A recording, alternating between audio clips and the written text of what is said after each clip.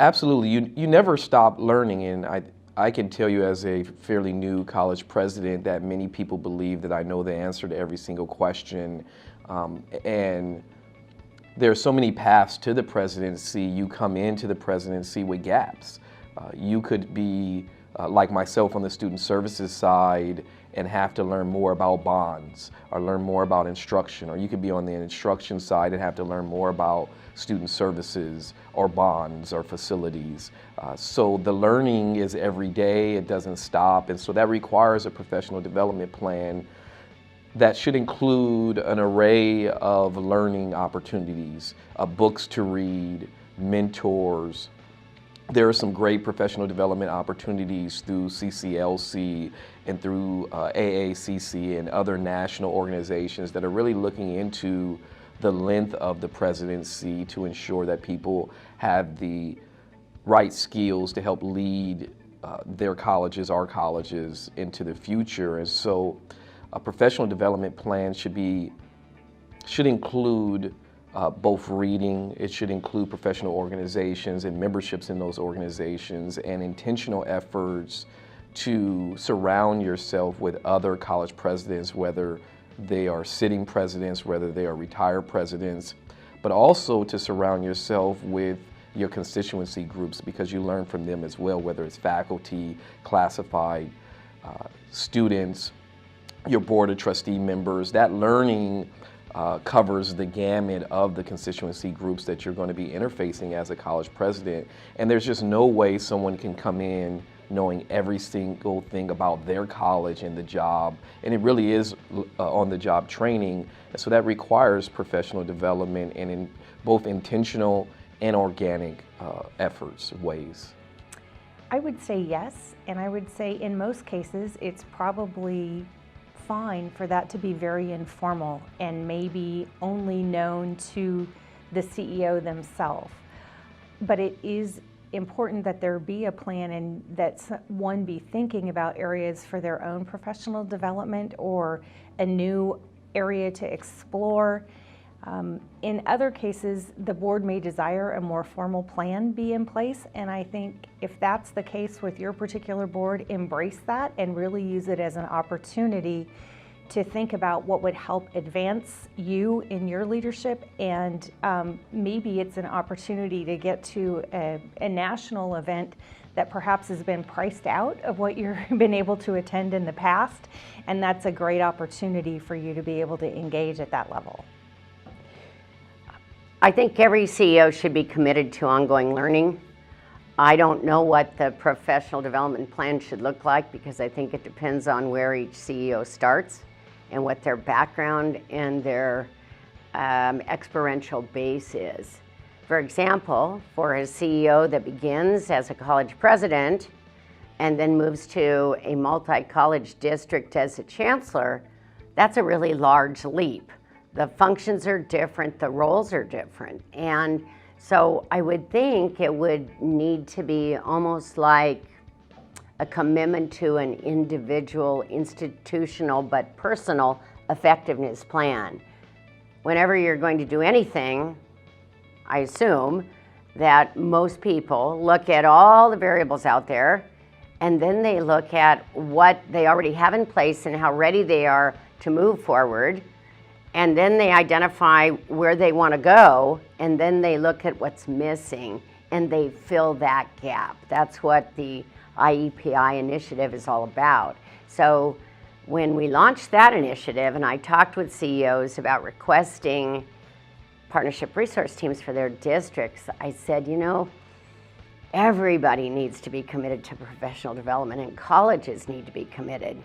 And as the pace of change is so rapid, my goodness, 50% of what a student learns in a technical degree, a 4-year degree, is outmoded, outdated, and needs to be relearned in 2 years. So it would seem to me that CEOs need to have that same perspective. So I believe that a CEO should have a professional development plan. I actually work mine into my board goals, the goals that I work out with the board on an annual basis. So that becomes a part of what I'm doing that year. I have in my head the plan to continue professional development throughout my career and even beyond. So I've always been one to always trying to do better, and I follow the Socratic idea that the unexamined life is not worth living. So I'm constantly looking at my job, myself, how well I'm doing, what's going on for me. I think that, you know, you have to think about self-care, because you're always pursuing college goals and objectives, board goals and objectives, state initiatives, so on and so forth. And if you're not careful working and doing all of that, you can easily end up in a place of personal deficit. The other thing that I would mention is that if I allowed my staff in the office, they would, and I say this humorously, they would put a collar around my neck in the morning and lead me throughout the day to various meetings. I wouldn't even be in charge of my own life or schedule. So I think it's very important that a CEO does that.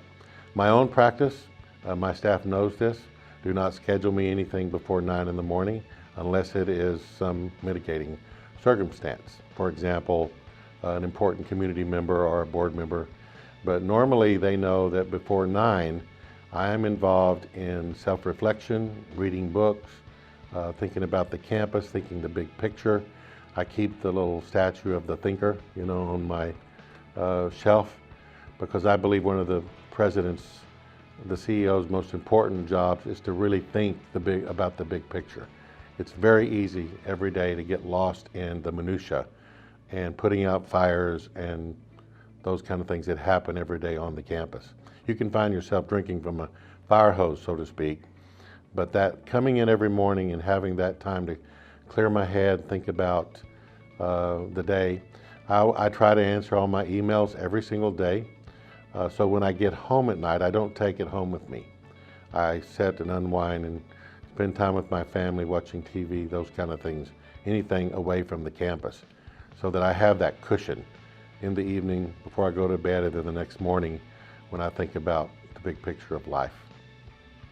Absolutely. I think every CEO should have a professional development plan, because it gives you an opportunity when you're writing out your plan to realize what your strengths are and how you might be able to help others within your institution or across the state with those strengths, and also to recognize where your gaps are, where you need to have additional information, and it gives you an opportunity to identify those individuals within the same field that might have those strengths that you can reach out to for some advice or mentorship. And to have a professional development plan helps you to be your best in each of the situations that you're going to face. And I think part of that plan should be what are your institutional goals, and also what are the board goals that you want to help support, and those should be implemented in your plan. And the plan is not something that you develop and put on the shelf. I think it's something that every CEO should review and refresh and redevelop if need be every year, but no more than every 3 years as a CEO. I believe that, again, all employees should have a professional development plan. I make that part of a work plan within the institution. I think that for the CEO, it's particularly important to have a professional development plan, because if the CEO doesn't believe in professional development and doesn't have a plan for professional development, it's really difficult to try to implement that downward in the rest of the institution. I think the role of the CEO is in large part to set the example and to really have clear expectations, and that's of yourself as a CEO as well. So I think the plan would definitely look like some type of professional activity at least 2 times a year. And I mean serious, multiple day professional development activities. Every time I go somewhere at a different venue with different people, I learn something more that I can bring back to my institution to improve something that we're doing. You don't get that when you're at work every day, going through the motions of what you have to do every day. Our calendars are booked solid every day. We don't have time to think. You get away to a professional development activity, a conference, a seminar, and you have an opportunity to really think, discuss, and get outside yourself. That's a great question. I actually have thought about this before, and I'll tell you, if I can start off with probably the best piece of advice about professional development and having a plan, I learned from a vice president when I was a dean, and his name was Don Burrs. And Don advised all of us, I think we had 4 or 5 deans at that time at Chaffey College, and advised us that we needed to be getting together to support each other.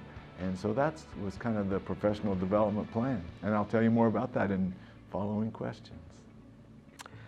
Yes, I think we're in a profession where we should understand that lifelong learning is important, and that CEOs, especially when you're new, we don't know everything, and you need to be open to new ideas and learning. And so the professional development plan, I think, can be different for different CEOs.